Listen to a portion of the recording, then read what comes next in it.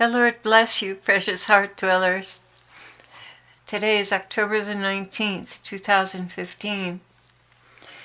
And we began tonight in my prayer time with the very sweet presence of the Lord. He's given us a sublime teaching on entering into His rest. It's just beautiful. So I'll go ahead and begin. As I was worshiping Him, I was able to see Him holding me and dancing very slowly to Terry McAlmon's Jesus and several other of his songs that are very, very worshipful. And I just started entering into a peace. It's like I dropped down from hyper to total calm. As if I were standing beside a lake that was so still that it was a perfect mirror of everything around it. The stillness was just awesomely beautiful. And it was just such a profound sense of peace that descended into my heart. I just was in a total state of rest with Him. So I began speaking with Him, "Oh Lord, you take me to such a beautiful, peaceful place, like a mirrored lake, totally still and calm. Thank you. Wow, I feel different." He replied, "That's called rest, entering into my rest. It is a place of total surrender, where your attention is so focused on me, you just fade away. It's a lovely place to be, and necessary for rejuvenation, my love. Jesus, you're so sweet and kind and tender to me. I never feel like I deserve you." "Ah, no, my love, you mustn't determine anything about yourself. Rather release yourself into my loving arms and forget about yourself. That's where the real rest is." You sure have a way of making me do that. It's totally my pleasure. What would you like to talk about, Lord? Just that. And I went to make sure I was on target, so I went to the Bible Promises and opened to the main page of Holy Spirit. The Lord continued, "My bride, some of you are trying way too hard to enter into my rest. Some of you are pushing and pushing to enter in. May I say that is the exact opposite of what you should be doing? Come to me, expecting me to honor your efforts, to meet me in the secret place of our hearts, co-joined. In the world, so many are used to aggressively pushing their way to success.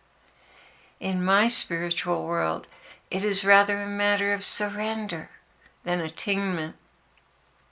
The world attains to holiness. You are to surrender to holiness. It will take you over when you cease to strive. How do you do that, you ask? Come to me worshiping, and let the music lift you and carry you right out of yourself. Do you know many, if not all, of these songs are pre-composed in heaven? Even the choice of instruments is inspired by a choir of angels, assigned to those who must do the arrangements. These are some of the sounds of heaven. They come from that far-away place and lift you up and take you home to that faraway place with them. It's just as simple as that. Those musicians who are truly anointed are well aware of their source, and their cooperation with grace is paramount to them. They know that everything hinges on grace. They have a deep river flowing through them that carries these melodies and words out to a hurting world that is in dire need of being elevated out of the pit of this world and transformed. Musicians are my favorites because they prepare my bride to receive me. Yes, I know what you're thinking, Claire. But I didn't say anything. But yes, you did. Don't you know how loud your thoughts are? especially when you're protesting or don't understand, which is the case right now. Okay, Lord, Uncle. Lord, you can't have favorites. You're God. What about the rest who are not musicians? You are all my favorites. Let me rephrase my statement. See how my humility insists on satisfying your curiosity? My favorite gift is music because it draws my bride right into my heart without engaging her intellect. She feels drawn from deep within her soul. The place where we dwell together leaps for joy when she hears the anointed music sent from heaven, because these are the sounds of her homeland and my heart full of love for her. Wow, Lord, you squirmed out of that one, I chided. I learned from the best, Claire. Touché. Moving right along now that we've had a little fun. Truly, my love, there is something transcendent about music that appeals to the soul and draws her right into my arms.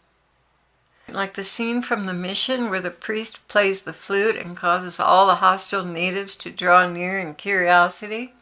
Oh, that movie was a little bit of heaven for me until the ugly part. The Lord replied, that song was written in heaven and given to the composer. Did you know that? But isn't he a secular composer? No matter. I can give my songs to them without even their knowledge of the source. The idea is to get the song out to people. But doesn't Satan give songs too? He surely does. But his songs originate in chaos and sin and cause more chaos and sin. I may give a secular musician an inspiration for a song that I will use to communicate myself to the soul that hears it. Like the secular love songs that stop you in your tracks at the grocery store. Love is a theme that will never be exhausted, and with barely a little tweak, the meaning can be changed from being worldly to being holy to my bride. Yes, I know, Lord, I found a few songs that really turned my heart inside out, like Let It Be Me. That was an Everly Brothers song from, I guess, the 50s or the 60s. I bless the day I found you. I want to stay around you. And so I beg you, let it be me. Don't take this heaven from one. If you must cling to someone, now and forever, let it be me. Each time we meet, love, I find complete love. Without your sweet love, what would life be? Those are the lyrics. Oh, the melody is out of this world. Beautiful. And the Lord continued, oh, I love it when you sing that song to me. But you're so busy singing you don't see my heart throbbing, but it does. I'm deeply touched that you would take the time and effort to sing that to me. It works both ways, you know. You are truly drawn to me in a song, and I am truly drawn to you when you sing. Ah, yes, this is a mystery you will someday completely observe and understand in heaven, in living color, I might add. Well, the purpose of his teaching is about release, letting go, and entering into my rest. Today, if you hear my voice, do not harden your hearts, as you did in the rebellion. Who were they who heard and rebelled? Were they not all those Moses led out of Egypt, and with whom I was angry for 40 years? Was it not with those who sinned, whose bodies perished in the wilderness? And to whom did I swear that they would never enter rest, if not to those who disobeyed? So we see that they were not able to enter because of their unbelief. That's taken from Hebrews 3. The Lord continued, and here is the parallel. I am now leading my people out of the wilderness of religion and man-made rules. Some have hardened their hearts about this teaching. It threatens their security and sense of control, and it is indeed led by a spirit of rebellion, like the spirit of Jezebel, who continually opposed the prophets I sent. And those that listen to this evil spirit and continue to harden their hearts against my call to intimacy will languish out in the dry and barren desert of rule books, doctrines, ever seeking, always learning, but never able to come to a knowledge of truth. Just as Jannes and Jambres opposed Moses, so also these teachers oppose the truth. That's from 2 Timothy 3. While my bride will enter into her master's joy, enter into my rest.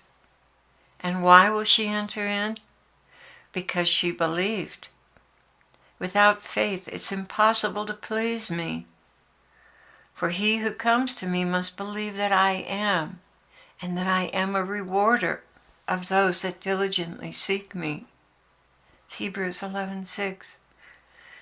They have a form of godliness, but deny my power. The power that comes from infused knowledge, infused glory, and rejuvenation in my intimate presence. 2 Timothy 3. This is the promised land of my love, intimate fellowship with me. My sheep hear my voice, and another they will not follow. So today, if you hear my voice, harden not your hearts. Yield to me. Come and release your striving. Fall back into my loving arms. Enter into my rest. And for all of you who have taken this message to heart, I will visit you with a new grace to let go of the old and embrace the new wine of my love. Come to me, beloved of my heart. Come here and rest in my arms.